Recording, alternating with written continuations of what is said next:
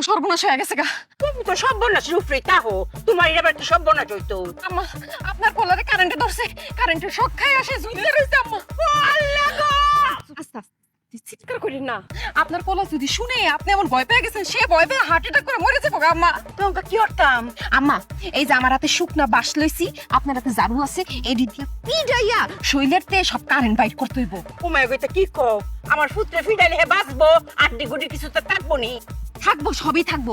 এখন আপনি যত জোরে জোরে মারবেন তার বাঁচার সম্ভাবনা তত বেশি থাকবে। নৌকাই চিৎকার করে না।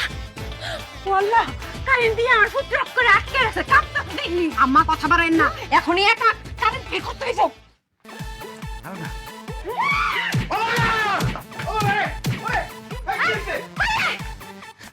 আসেন। ওই খাও, তুমি কি করছো মানে? তুমি তো ওরে আমার দিকে আল্লাহ।